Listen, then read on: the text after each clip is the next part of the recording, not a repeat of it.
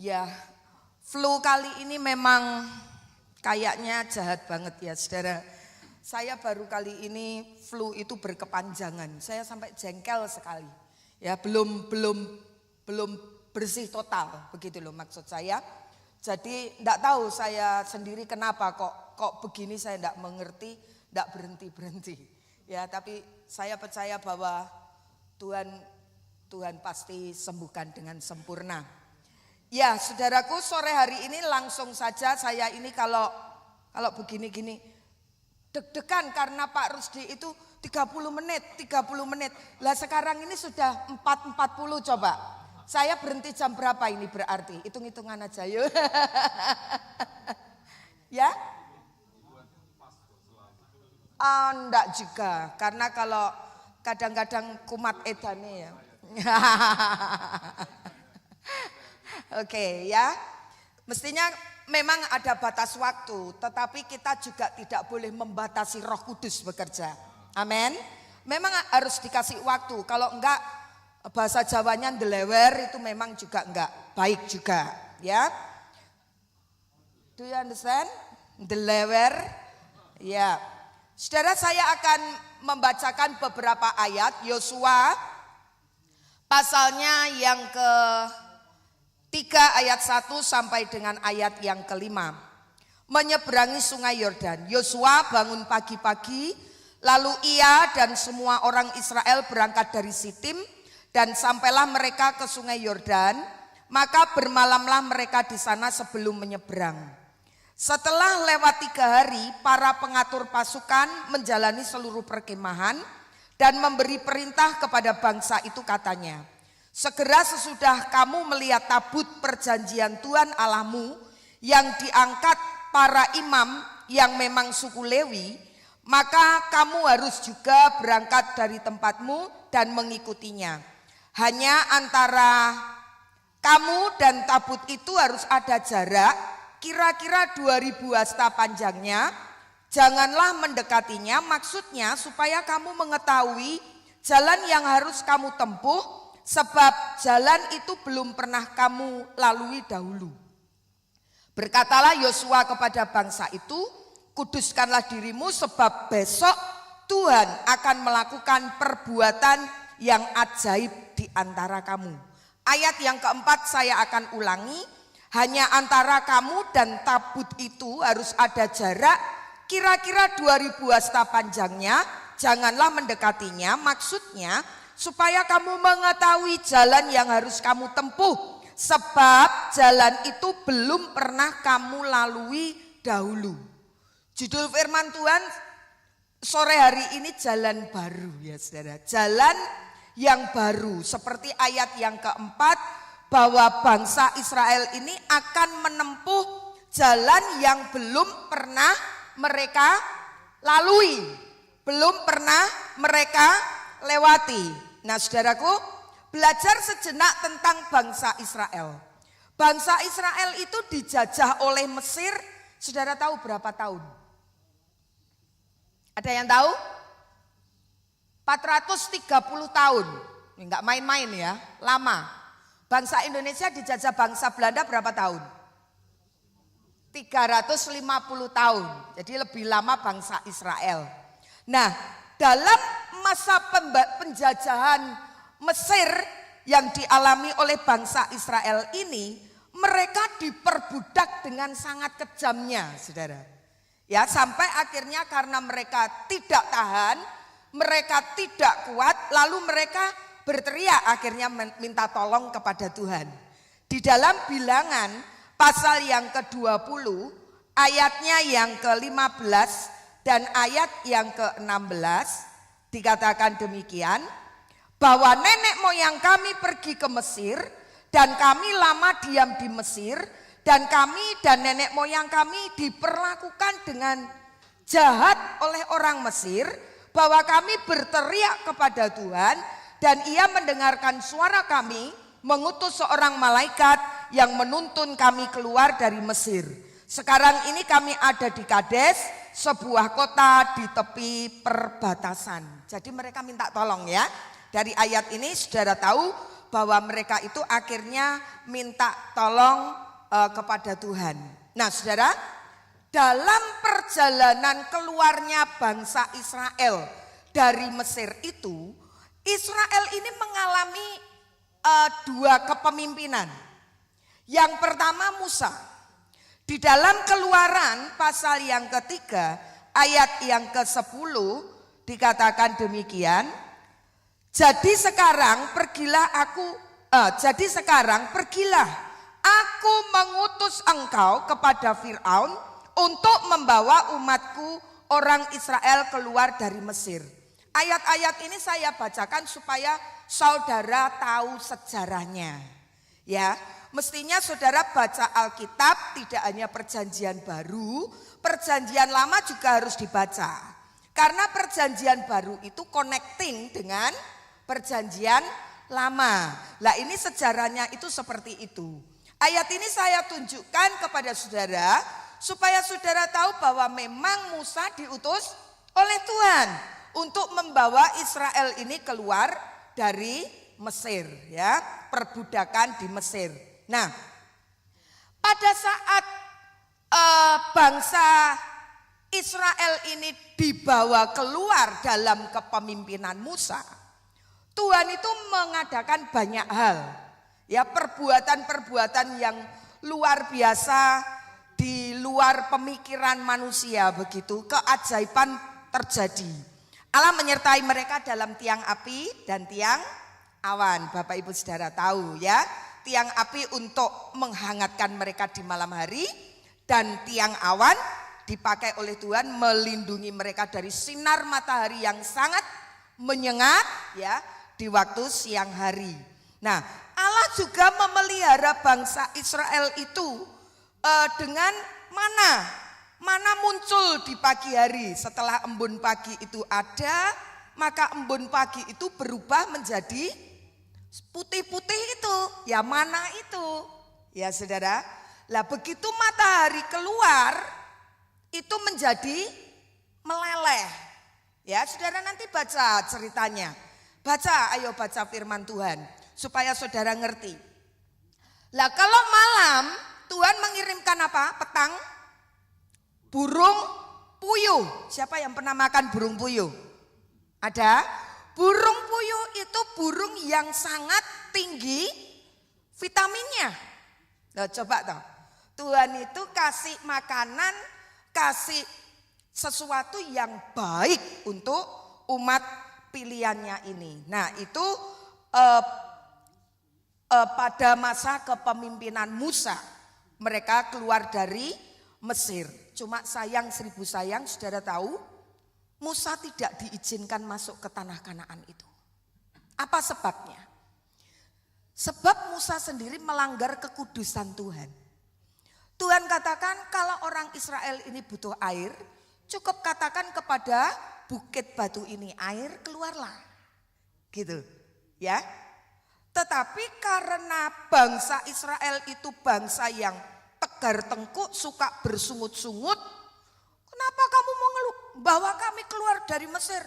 Mendingan kami ini duduk di hadapan kuali. Begitu omongannya bangsa Israel. Mana kamu membawa kami mau mati, tidak ada air. Begitulah bangsa Israel marah-marah. Nah Musa rupanya emosi ya. Siapa orangnya, walaupun Musa terkenal lembut hati, kepancing juga tuh akhirnya. Yang mestinya cuma katakan bukit batu, keluar air, keluarlah air.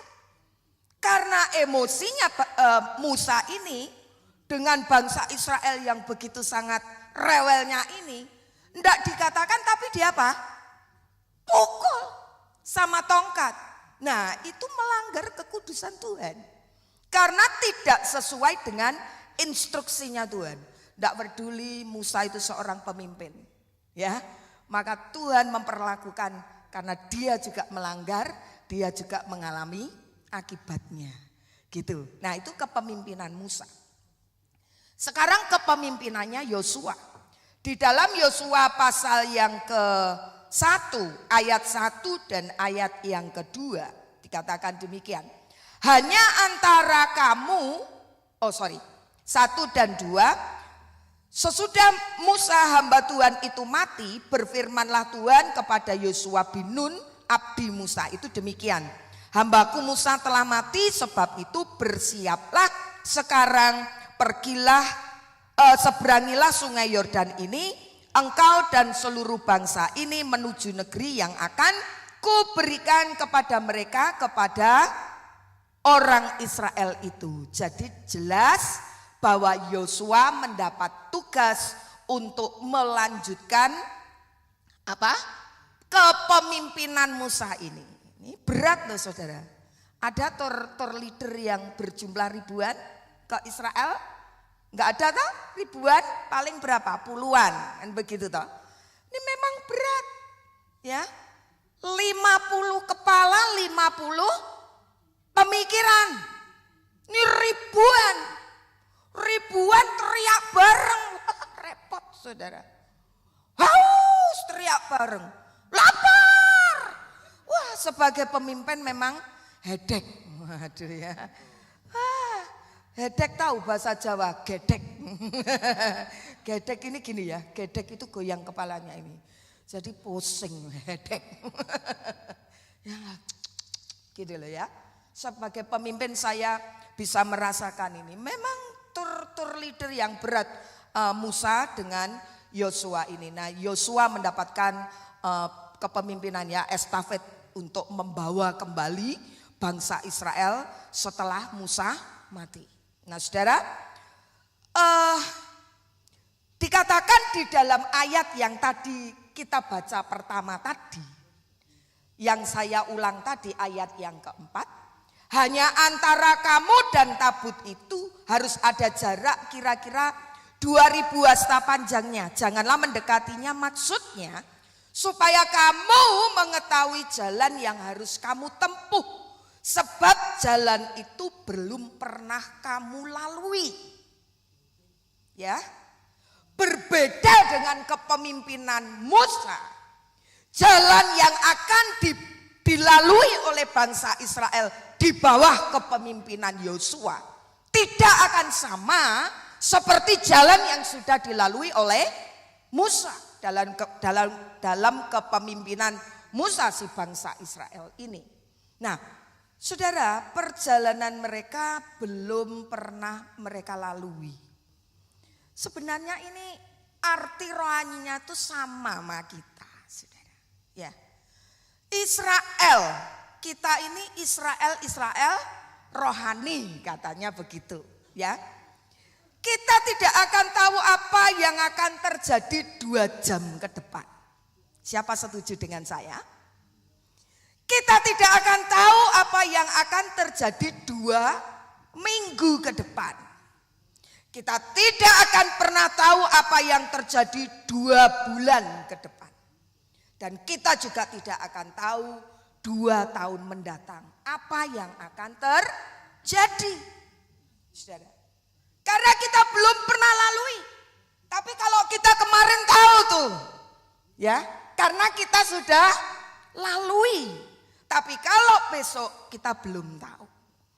Nah, saudaraku, yang akan saya sampaikan untuk kita semua ini, apa mestinya yang kita harus lakukan?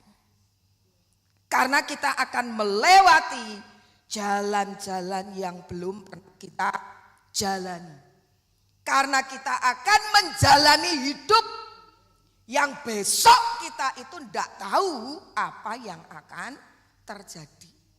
Yang pertama, saudara, Keluaran pasal yang ke-12, perhatikan satu demi satu. Jadi saudara mengerti. Keluaran pasal yang ke-12 ayat 40 sampai dengan ayat 42. Lamanya orang Israel diam di Mesir adalah 430 tahun. Sesudah lewat 430 tahun, tepat pada hari itu juga, keluarlah segala pasukan Tuhan dari Mesir, tanah Mesir. Malam itulah, perhatikan ayat ini, malam itulah malam berjaga-jaga bagi Tuhan untuk membawa mereka keluar dari tanah Mesir. Dan itulah juga malam berjaga-jaga bagi semua orang Israel turun-temurun untuk kemuliaan Tuhan. Karena kita tidak tahu apa yang akan terjadi di kemudian hari. Yang harus kita lakukan pertama adalah berjaga-jaga. Saat Tuhan mau keluarkan itu bangsa Israel dari Mesir, itu malam berjaga-jaga bagi Tuhan. Tuhan aja berjaga-jaga, kok kita mau nyombong? Gak perlu kita jaga-jaga. Dan itu pun juga malam berjaga-jaga untuk bangsa Israel.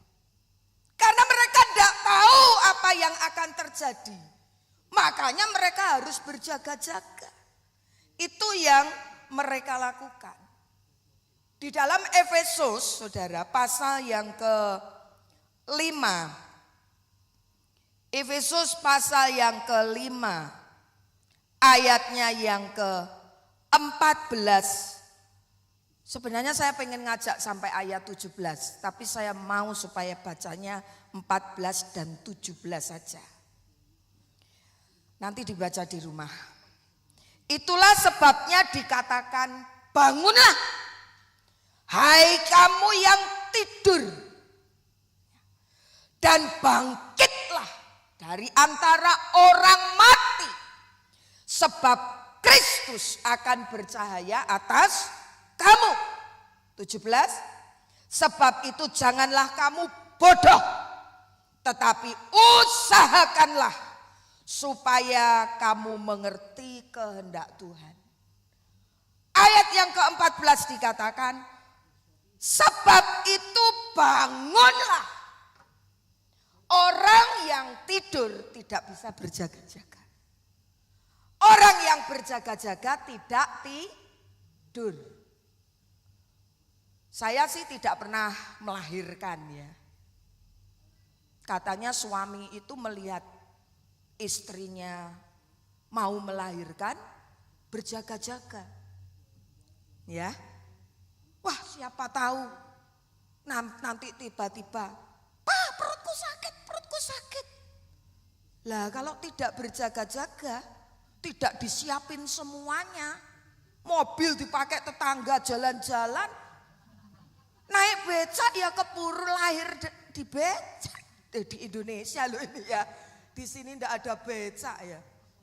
Ya saudara, ini pikirannya masih di Indonesia soalnya. Ya, saudara, kalau tidak berjaga-jaga bisa kelahiran yang tidak pada tempatnya, kan begitu. Ya saudara, makanya diperlukan bahwa kita itu harus berjaga-jaga. Dan dikatakan apa? Hai kamu yang tidur dan bangkitlah dari antara orang mati. Mati rohani, saudara. Ini yang harus kita waspadai, jangan sampai kita mati rohani. Kita harus berjaga-jaga karena kita tidak tahu apa yang akan terjadi. Jangan engkau tertidur dan jangan engkau mati rohani. Kalau orang tertidur dan mati rohani, firman Tuhan katakan tadi ayat yang ke-14, itulah sebabnya dikatakan, bangunlah hai kamu yang tidur dan bangkitlah dari antara orang mati dan Kristus akan bercahaya atasmu. Yang tertidur, yang mati tidak bakal melihat Kristus dengan cahayanya yang luar biasa.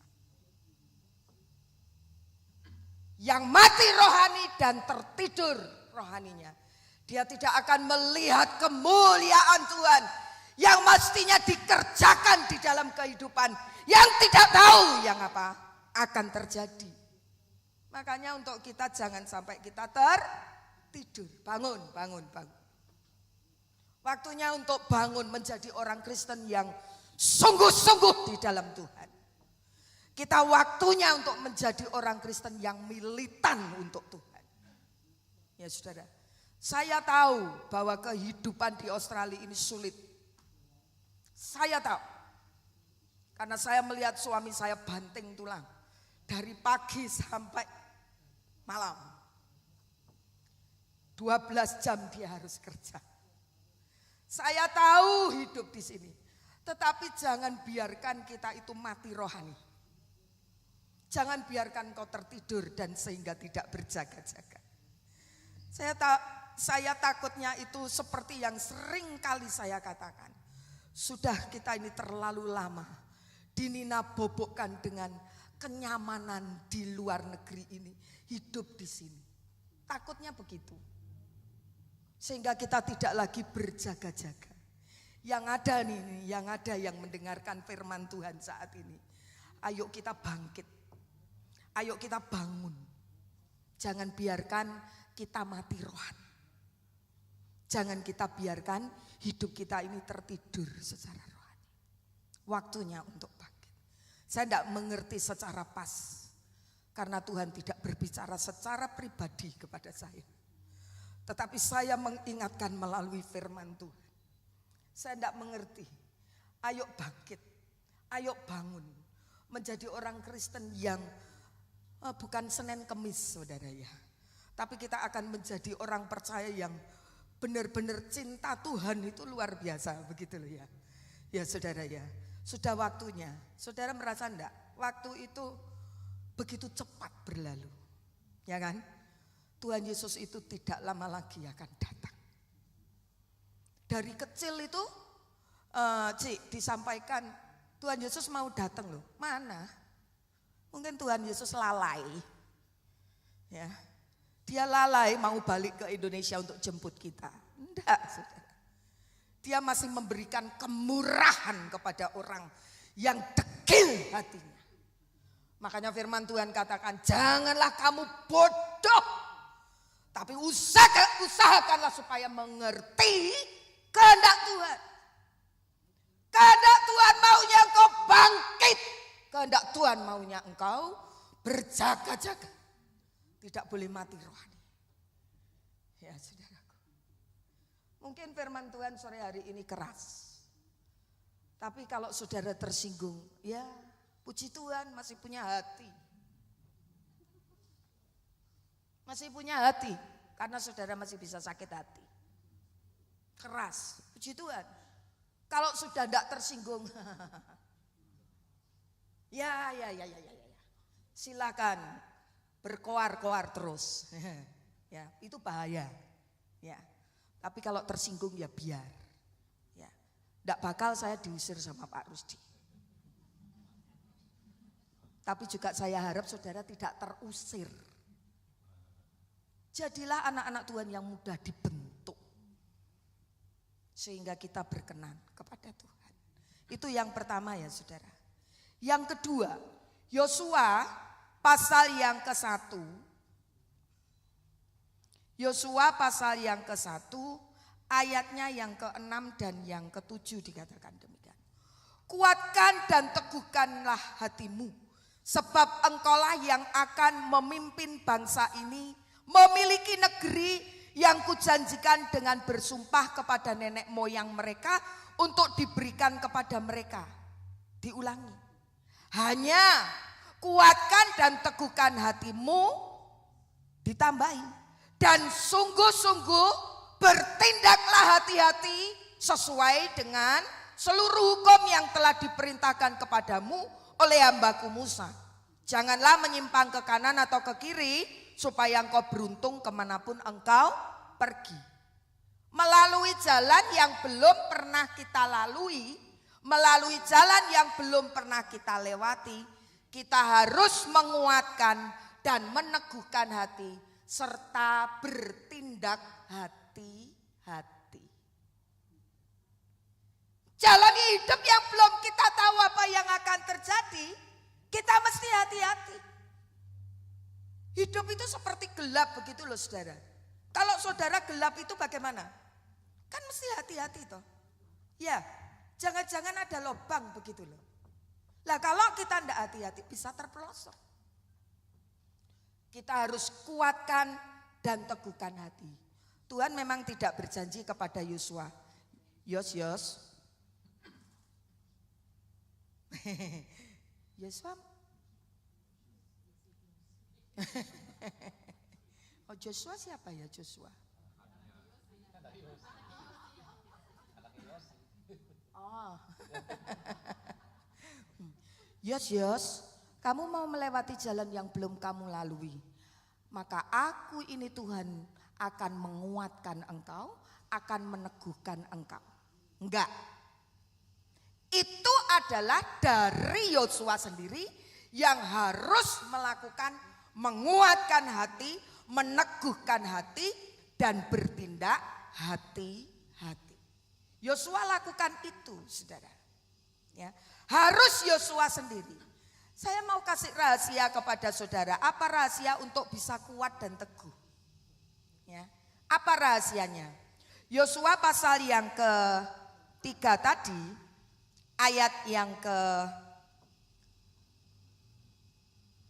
sampai 3, ya saya bacakan saja. Setelah lewat 3 hari, para pengatur pasukan menjalani seluruh perkemahan dan memberi perintah kepada bangsa itu, katanya, segera sesudah kamu melihat tabut perjanjian Tuhan Allahmu yang diangkat para imam yang memang suku Lewi, maka kamu harus juga berangkat dari tempatmu dan mengikutinya. Ini apa, saudara? Di situ ada kata tabut Tuhan. Ya, tabut Tuhan. Kemanapun bangsa Israel itu pergi, tabut Tuhan itu harus tetap dibawa. Memang yang bawa itu adalah orang-orang yang telah ditetapkan, yaitu suku Lewi. Tidak boleh sembarangan. Harus suku Lewi yang bawa ini. Tapi kemanapun Israel jalan, kemanapun Israel pergi, itu tabut Tuhan harus tetap dibawa. Nah, sekarang tabut Tuhan itu isinya apa tuh, saudara? Di dalam Ibrani pasal 9 ayat yang keempat, di situ terdapat mezbah pembakaran ukupan dari emas dan tabut perjanjian yang seluruhnya disalut dengan emas. Di dalam tabut perjanjian itu tersimpan buli-buli emas berisi mana?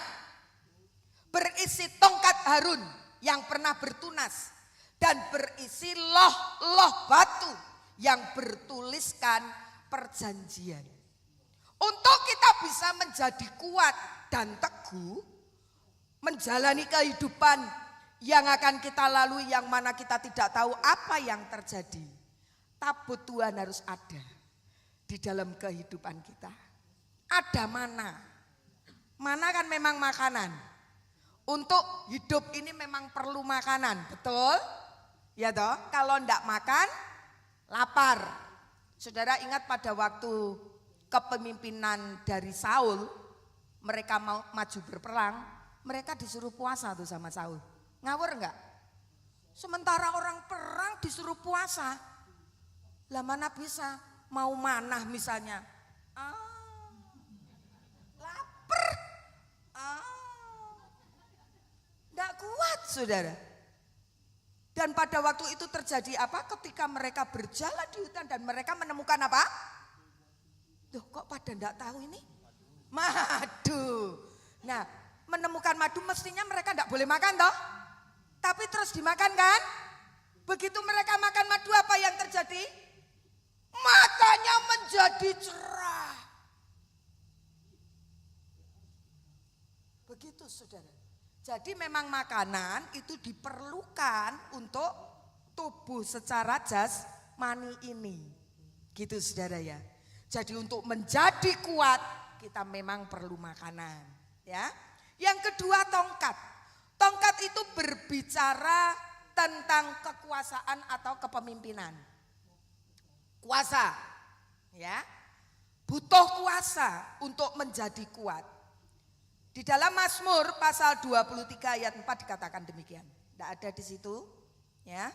Sekalipun aku berjalan dalam lembah kekelaman, aku tidak takut bahaya, sebab engkau besertaku. Kata siapa ini? Daud. Gadamu dan tongkatmu itulah yang menghibur aku. Jadi untuk menjadi kuat itu harus ada tongkatnya Tuhan. Ada kuasanya Tuhan, saudara. Untuk kita bisa kuat, untuk kita bisa teguh hati, dan untuk kita bisa bertindak hati-hati. Itu kita harus punya kuasanya Tuhan, tongkatnya Tuhan, kepemimpinan Tuhan di dalam hidup kita. Kalau enggak, kita enggak bisa kuat. Kalau enggak, kita enggak bisa teguh. Kalau enggak, kita bakal sembrono, enggak hati-hati. Ya, makanya kita perlu tongkatnya Tuhan selalu ada pada hidup kita. Loh batu berbicara tentang firman Tuhan. Matius pasal 4 ayat 4. Tetapi Yesus menjawab, ada tertulis, manusia hidup bukan dari roti saja, tetapi dari setiap firman yang keluar dari mulut Allah. Mazmur 119 ayat yang kelima. Sekiranya hidupku tentu untuk berpegang pada ketetapanmu. Ini Daud ya, jadi butuh firman. Kiranya jalan-jalanku teguh dalam berpegang pada ketetapanmu. Ini Daud ya. Manusia tidak hanya perlu makan. Makanya tadi makan sudah disebutkan. Ya toh, mana. Tapi tidak hanya mana, tetapi loh batu yang bertuliskan tentang firman Tuhan. Itu juga harus ada di dalam kehidupan yang akan kita jalani, yang kita tidak tahu. Untuk kita bisa kuat, ayo pegang tabutnya Tuhan ya, untuk memuji dan menyembah. Karena di dalam tabut itu ada 3 hal, mana, tongkat, dan loh batu ya, itu yang kedua. Yang pertama tadi apa saudara? Yang pertama apa? Untuk bisa menjalani kehidupan ini harus berjaga-jaga, lalu meneguhkan, menguatkan, dan bertindak hati-hati. Yang ketiga harus menjaga hidup di dalam kekudusan. Di dalam Yosua tadi pasal yang ketiga ayatnya yang kelima dikatakan demikian. Berkatalah Yosua kepada bangsa itu, kuduskanlah dirimu sebab besok Tuhan akan melakukan perbuatan yang ajaib di antara kamu. Jadi untuk hidup melalui jalan yang belum pernah kita lalui, selain berjaga-jaga, selain menguatkan, meneguhkan hati serta bertindak hati-hati, kita yang ketiga harus hidup di dalam kekudusan. Ya. Hidup di dalam kekudusan. Bangsa Israel diwajibkan hidup di dalam kekudusan. Israel rohani, saudara dan saya juga diwajibkan untuk hidup di dalam kekudusan. Tujuannya apa? Tujuannya supaya bisa melihat kemuliaan Tuhan.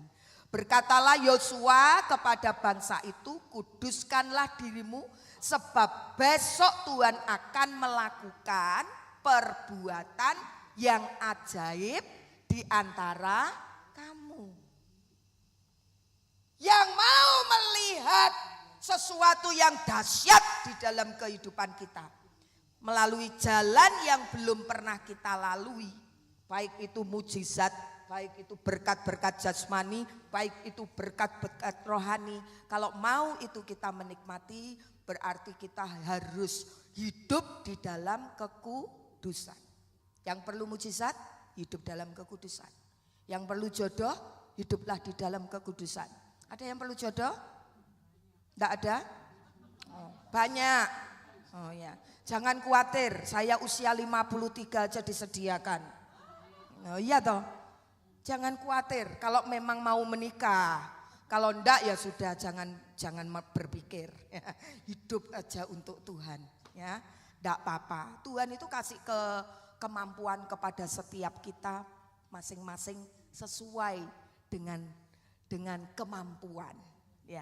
Saya pikir dulu, saya berpikir saya enggak akan menikah, saya melayani Tuhan saja. Ternyata kalau saya pergi sendiri itu enggak enak. Pelayanan keluar kota selalu merepotkan orang. Libur enggak kamu? Ngomong sama anak kaum muda.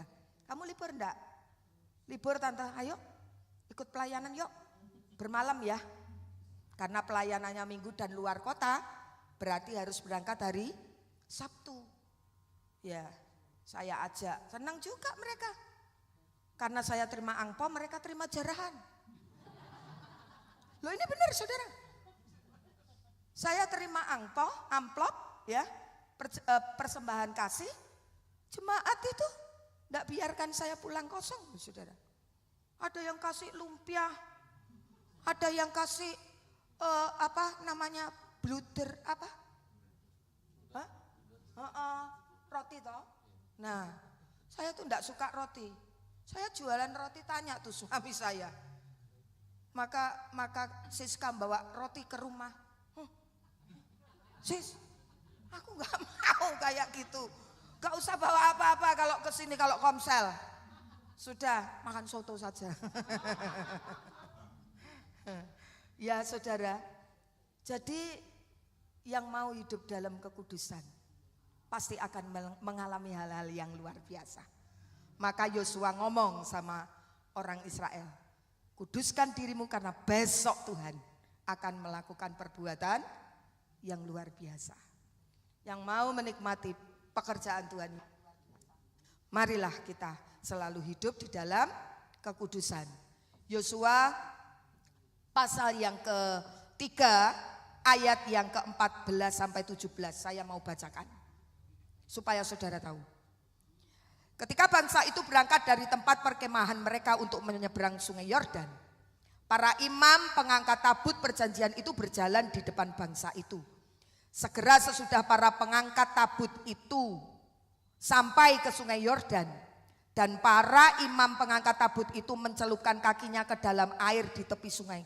Sungai Yordan itu sebak sampai meluap sepanjang tepinya selama musim menuai. Maka berhentilah air itu mengalir. Air yang turun dari hulu melonjak menjadi bendungan. Luar biasa ya. Jauh sekali di dekat Adam, kota yang terletak di sebelah selatan, ada air yang turun ke laut Araba itu, yakni laut asin, terputus sama sekali. Lalu menyeberanglah bangsa itu di tatangan Yeriko. Tetapi para imam pengangkat tabut perjanjian Tuhan tetap berdiri di tanah yang kering di tengah-tengah sungai Yordan, sedang seluruh bangsa Israel menyeberang di tanah kering sampai seluruh bangsa itu selesai menyeberang sungai Yordan. Karena mereka sudah diperintahkan untuk hidup di dalam kekudusan, saudara, maka keajaiban Tuhan terjadi. Para pengangkut, saudara, ini bukan got, tapi ini sungai Yordan. Sungai Yordan itu besar, saudara. Kalau saudara pernah ke Israel, sungai Yordan itu besar. Nah, karena sudah dipesankan hidup di dalam kekudusan, besok Tuhan akan lakukan perbuatan yang ajaib. Saudara tahu, pengangkat tabut itu begitu menginjak tepian dari sungai Yordan itu, maka airnya sebak. Ya, sebak yang jadi bendungan dan lain sebagainya. Akhirnya bangsa Israel bisa berjalan di tanah yang kering, di tengahnya sungai Yordan itu tadi loh, saudara. Luar biasa kan? Nah, karena hidup di dalam kekudusan mendatangkan mujizat dan luar biasanya Tuhan terjadi. Ayo menjalani kehidupan yang kita tidak tahu apa yang terjadi. Mari hidup di dalam kekudusan. Bolak-balik ya, kita dengarkan tentang kekudusan ya. Mari kita hidup di dalam kekudusan. Yang terakhir nih saya janji. Ya, ini 40 kurang dikit lah. Oke. Atau lebih lama boleh? Alhamdulillah. Oke. Yang terakhir, harus selalu percaya. Nah, harus selalu percaya. Berjaga-jaga, menguatkan dan meneguhkan hati serta bertindak hati-hati, lalu hidup dalam kekudusan. Yang keempat, harus percaya. Apakah itu penting? Penting. Di dalam kehidupan yang belum kita lalui, kita perlu percaya kepada Tuhan. Kalau kita tidak percaya kepada Tuhan, kita tidak akan melihat keajaibannya bisa terjadi di dalam hidup kita. Perlu iman, perlu percaya. Nah saudara, di dalam perbedaan antara Musa dan Yosua itu terjadi perbedaan seperti ini, saudara. Coba saya baca ya, Keluaran pasal yang keempat ayat yang ke-13 itu dikatakan demikian. Tetapi Musa berkata, "Ah Tuhan, utuslah kiranya siapa saja yang patut kau utus." Itu Musa.